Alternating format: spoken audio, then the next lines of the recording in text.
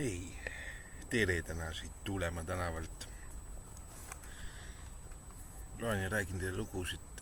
Eelmine kord me rääkisime Mihkel Kaevatsiga siin ja Mihkel luges väga häid uusi tekste, aga mul kummitab üks Mihkli vana tekst, mis mulle on väga tähtis nendest aegadest, kui me võib-olla rohkem üksteist nägime veel. Küll näeme niigi lihtsalt. See on üks ilusamaid armastusluuletusi minu arust eesti keeles ja Mihklil on see kuidagi naela pea pihta tabatud, see mingi kadumise ja kurbuse tunne. Ma ei taha mõelda sest suvest. Üks lääpas ja hädine sild ulatab üle kiire jõe ja tundub, et see jõe keskkoha kividel puhkav sild ei püsi enam kaua ja jõe kohisev vulin embab ta nukrat sünnipärast üksildust ja hommik loob end kesksuvistest lumejälgedest saunani ja päike paistab läbi kõrgete puude laiade lehtede ja siin on Võru, seal Setu ja suvi on täies jõus. Mitte miski pole veel murdunud ja ma istun lauaga terrassil, sina mu kõrval ja me sööme maasikaid ja su silmad on ööst veel unised ja öö oli ja haihtus tagasihoidlikku koitu ja miski ei meenuta hämarust sellisel hommikul ja ma ei taha mõelda sest suvest, sel sügisel murdus mu süda.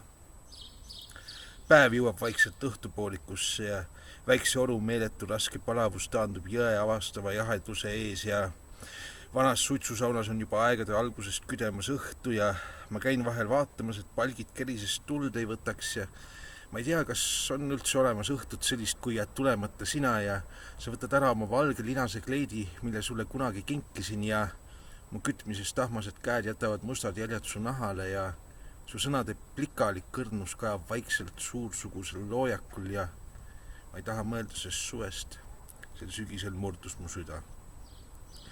Öö laskub kividega ääristatud lõkkele, kes hoolimatult temasse lõikab ja kuivad halud pragisevad sügavale sisse ta hääbuvasse leikivasse ellu ja sa istud mu kõrval kaardus palgil pea mõlal ja siin on veel Võrumaa, seal jõe taga juba Setumaa ja suur kuu valgustav jõe teed läbi piiride ning piirituse maa ja ainult suve pehmed oruhääled kõlavad vaiksesse õhtusse ja üsna pea me uinume taas teineteise embuses, kuid varsti tulevad külmad tormid, tulevad suured veed, jõgi tõuseb kõrgele ja veed voolavad sügise surevast tahust läbi nagu leegid lõikavad tänast ööd ja on ükskõik kõigest, eriti ka sellest, et kõigel on säng, kõigel on piir ja jõe vägev voogib suures suunates sundimatuses kaasa ka lääpas silla ja kaob sild piiride vahel, piir kahe hinge vahel kaob armastuse nimi ja sel sügisel murdus mu süda. Meil on õnneks kevad, meil on kõik hästi, kõik alles algab. Kõik teed on joomata ja valla. Miks ma selle luuletuse lugesin? Sest et tahtsin edasi veeretada seda teemat, et kuidas üldse luuletajaks saada, siis kindlasti minu puhul üks kõige tähtsam inimene selles osas oli Toomas Liiv. Toomas Liiv õpetas mitte ainult luuletama, vaid luuletamisest mõtlema ja luuletama õpetas ta muidugi ainult läbi selle, kuidas ta ise luuletusi kirjutas või nendest rääkis, ega ta ei ütelnud, kuidas on õige. Ta on küll teoretiseerinud selle üle, ta on teoreetik, tal on selliseid artikleid, kus ta mõtiskleb, mis see luule on. Ta on isegi oma luulekogule Ahtung kirjutanud ise arvustuse selles samas raamatus juba nagu saatesõna asemel ja miks võib-olla see Mihkel Kaevatsi luuletusi alguses, sest ma tahtsin mõned Toomas Liivi värsid lugeda ja see läheb kokku sellega. Saate aru, kuidas luuletajad üksteisega sugulased on, et kuidas me üksteisest tuleme, üksteiseks kasvame, saame. Ma võiksin tegelikult lugeda siia veel juurde mõne oma luuletuse, aga mul pole praegu varnast võtta, sest ma tean, et ma olen kirjutanud samade ritmide, mõtete, motiividega, umbes sama tundes või hoopis midagi muud, sest mina ei saa tunda sinu tundeid, nagu sina ei saa mõelda minu mõtteid, aga ometi oleme me nii pagana sarnased. Toomas Liiv, laulda õhtul. Seistes õhtus, mil ootad tüdrukut, keda armastad, keda helitaksid ja kallistaksid, keda hoiaksid ja kes sellele kõigele vaatamata ikkagi tulemata jääb. Seistes nii keset kurba õhtut näed sa end äkki ühe kohvise laua taga, keset suitsuseid nägusid, avad sa siis oma huuled kollasele konjakiklaasile, vaatad julgelt näkku tüdrukule, kes istub teisel pool lauda ja leiad sa äkki nii palju armastust isegi tolle tüdruku ripsme värvis. Korjad sa oma silmadesse südamessegi värvi tema ripsmeid, puna tema huulilt, oled sa äkki õnnelik, nii et neelanud on sind õhtu, mille ei tulemata see, keda ootasid. Sa sirutad oma käed tüdrukule teisel pool lauda suure armastuse ja igavese truuduse märgiks, mis küll võib olla müüdav ja maha pestavgi, ent ikkagi vajud sa kõrvuni konjakiklaasi, suudedes tolle võõra tüdruku varba otsi, kes sulle kirelõõmas sosistab, et polegi olemas õhtut sellist, mil jääb tulemata see, keda ootad. Polegi olemas õhtut sellist, mil jääb tulemata see, keda ootad.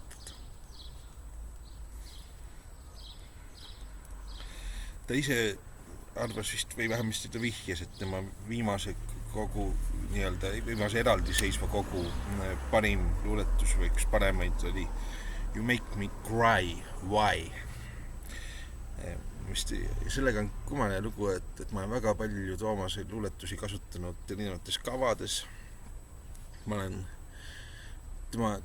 praegugi on mul ilmuvad loomingus peagi mõned värsid, kus ma räägin luuletamisest unenäolises positsioonis Staliniga.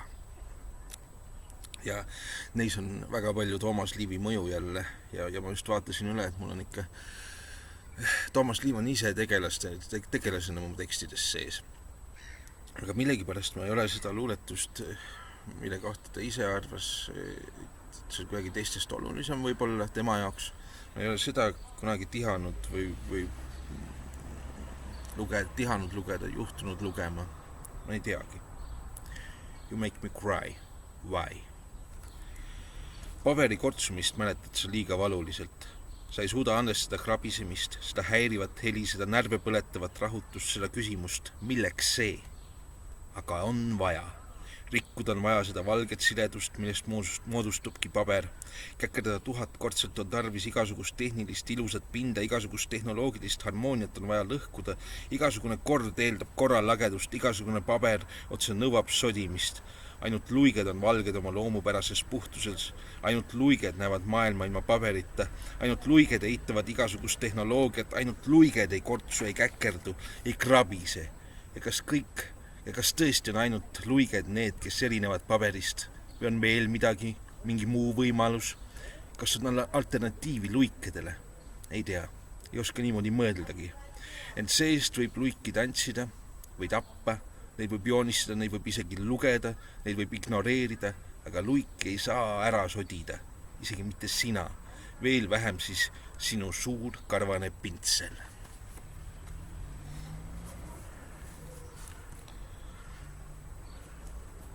Toomas Liiv debüteeris ühises raamatus koos 3 teise autoriga. See on Eesti kirjandusloo üks olulisem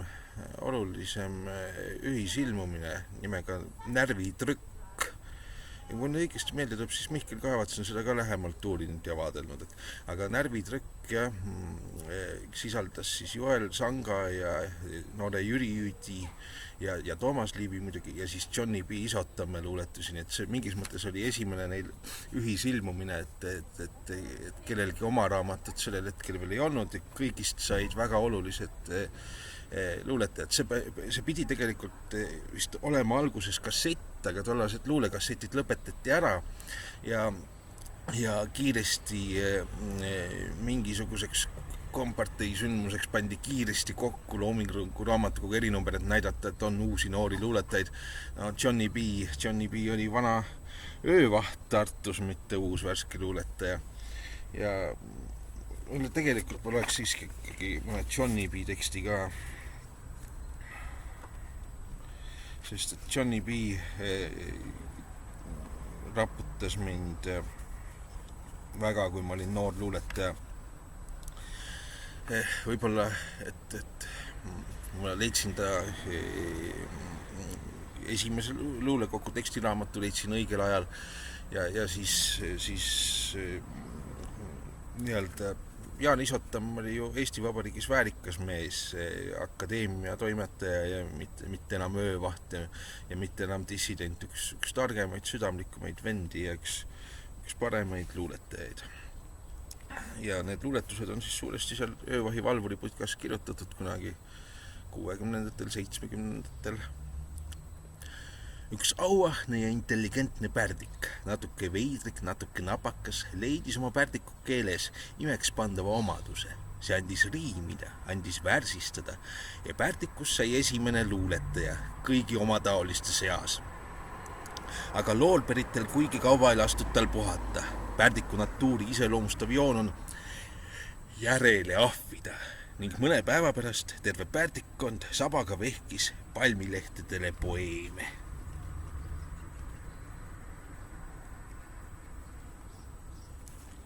Mina, Johnny B, minevikus müüriga poksija ja pea lõhkuja vastu tohutut müüri.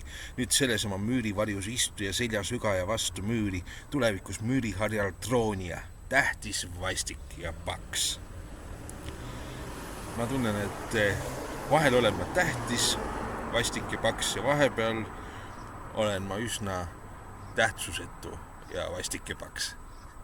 Aga üks Johnny B väike luuletus veel ka selline nii-öelda minapoees või enese iseloomustus. 30-aastane, natuke laps ja natuke rauk, natuke mees ja natuke poiss. Mõtted on kohioinad, kes veel mäletavad roheliste karjamaade rõõme. Teod on unenäost tehtud, ilmsi teks teisiti. Uinu ja ühte ja ärka ja teisest. Sihuke oled sa, 30-aastane. Ainult öelda, et 40-aastaselt on täpselt sama tunne, kuigi ma isegi ei ole Johnny B.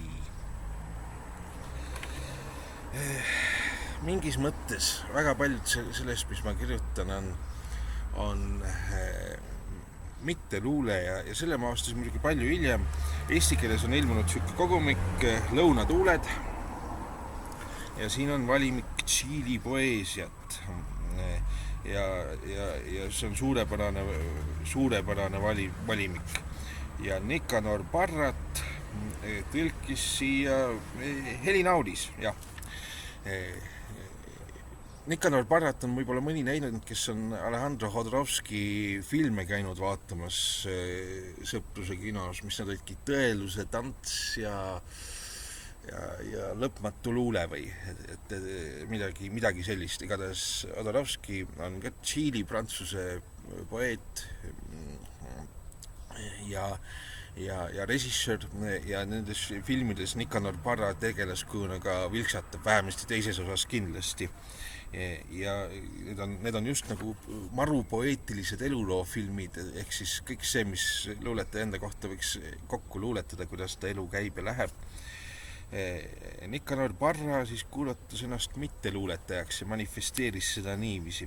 See on ka ma tunnen, et ma olen seda tõuget just võib-olla Toomas Liivi, võib-olla Johnny B, võib-olla saksa ekspressionistide, võib-olla mingite sürrimeeste, võib-olla punkarite pärast, keda ma kuulasin, lugesin. Sa tunned kogu aeg tundnud, et ikkagi et norme peab rikkuma, peab mängima selle võimalusega ja mitte luuletaja, sest hea sõna, et mitte luuletaja on ju igal juhul luuletaja. Põhisõna on luuletaja. Kas sa oled loodusluuletaja või oled lembeluuletaja või oled mitte luuletaja, see on kõik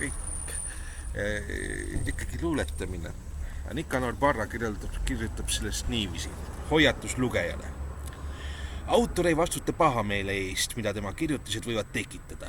Lugejale võib see küll raske olla, aga ta tuleb sellega ikkagi leppida. Kui Sabellius, teoloog ja lisaks esmaklassiline humorist, oli pühima kolmainsuse dogma pihuks ja põrmuks teinud, kas ta siis oma hereesi eest ka vastutas? Ja kui vastutaski, siis kuidas veel? Täiesti jabural viisil, kuhjates kokku terve hulga vasturääkivusi. Kirjatarkade arvates ei tohi seda raamatut avaldada. Siin ei esine kunagi kusagil sõna vikerkaar, veel vähem sõna valu, sõna põmbea. Küll aga virnade viisi toole ja laudu, surnukirste ja kirjatarbeid, mis täidab mind uhkusega, sest minu arvates kukub taevas peagi kildudeks. Surelikud, kes on lugenud Wittgensteini traktaatust, võivad end küll õnneseeneks pidada, sest seda teost pole lihtne kätte saada. Ent Viini ring läks ammu ilma laiali. Selle liikmed haihtusid jälgi jätmata ja mina otsustasin kuulutada sõja kuuvalguse rüütlitele. Võib avalt olla, et minu luule ei vii mitte kuhugi. Naer kõlab selles raamatus võltsilt, väidavad mu laimajad. Pisaratki on seal leiseldud. Need leheküljed ei pane õhkama, vaid hajavad haigutama. Sipleb ja põtkib nagu imik. Aevastades annab autor mõista, mida öelda tahab. Nõus, soovitan teil sillad põletada, püüan foiniiklaste kombele omaenda tähestikku luua. Aga milleks publikut tülitada, küsivad ehk sõbrad lugejad. Kui autor ise oma kirjutusi kohe halvustama hakkab, mis neist siis ikka oodata? Ettevaatust, mina ei halvusta midagi. Ma hoopiski ülistan oma vaatenurka, hooplen oma piiratusega ja kiidan oma loomingut taevani. Aristofaanese linnud matsid oma vanemate surnukehad iseenda peasse. Iga lind oli tõeline lendav surnuaed. Minu arvates on nüüd õige aeg seda tseremooniat uuendada. Seepärast matan mina oma suled lugupeetud lugejate peadesse. Ja veel üks väike luuletus Nicanor Parrat, Ameerika mäed. Pool sajandit oli luule pühaliku lollpea paradiis, kuni tulin mina ja panin püsti oma Ameerika mäed. Tulge peale, kui tahate. Muidugi pole mina süüdi, kui teil maha tulles suust ja ninast verd lendab. No ma võiks ju mõelda, et mina olen Eesti üks kõige kõvem antiluuletaja, aga tühja ma olen siuke mängur veidrik ja ma teen keeles kõike, mida ma tunnetan ja mida ma tahan teha, et kuhu ma ära eksin selles keelemetsas, sinna ma lähen ja ma olen igal pool nagu enda jaoks uuel maastikul, aga võib-olla kõige nagu metoodilisem mitteluuletaja ongi Eestis Kivisildnik, Sven Kivisildnik. Ta on mulle minu teekonnal väga tähtis olnud ja praegu lihtsalt me poliitiliselt ei jaga seda maailma kohe üldse, me ei näe neid asju üldse ühtemoodi ja mul on vahel vana sõbra pärast mure. Ma ei tea, mis tema mõtleb, tal on kindlasti minugi pärast mure mõnegi asja pärast, aga me ei saa paljudest maailma asjadest ühtmoodi aru, et see ei tähenda suurt midagi luule kohta. Loen ühe Kivisildniku luuletused tänase väikse ploki lõpuks raamatust Vägistatud jäämägi. Selline jutt labidamehed. Matke mu süda kodumarketi parklasse, lilleleti poolse sissepääsu lähedale. Mu süda ei sobi suitsetatud produktide külmletti, sest ma ei suitseta. Liiga laisk olen. Mu süda ei sobi kui marineeritud juurikate riiulile, kuigi joome ämbrite kaupa haput veini koos vanasõbra laiskusega. Ja mitte mingil juhul ärge matke mu südant mänguasjade, rahvaraamatute ega kosmeetika osakonda. Süda kisub asfaldi avarustele. Nii et matke ta kodumarketi parklasse, kristlaste arvutipoe aknast võimalikult kaugele. Selline veider ka, see on ka nagu sissejuhatustund luulesse kui sellisesse.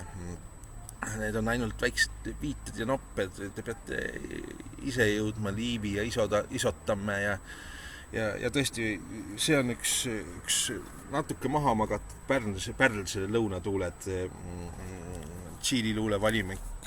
See on väga erinevaid autoreid. Nicanor Parra kõneleb hoopis teistmoodi kui teised siin, et ma soovitan seda väikse sellise maitseproovina Tšiili luulest võtta, sest muidu te teate ainult Nerudat, aga Neruda ei ole kogu maailm.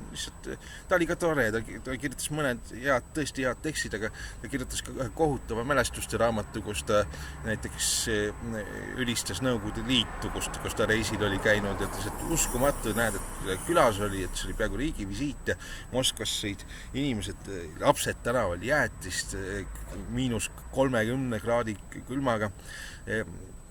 Mida ta muidugi teadnud, et see oli üks Potjomkini küla, mis talle tehti, et lihtsalt jäätist polnud keegi aastaid näinud peaaegu ja siis talle nagu Jean-Paul Sartrilegi näidati teistsugust Nõukogude Liitu, kui meie nägime. Vaene mees ja lollid raamatud nendelt lääne humanistidelt, kes üritasid Nõukogude Liitu kuidagi kaunilt kirjeldada, aga siiski mõned tekstid on neil ka head. Aga kohtume järgmine nädal jälle.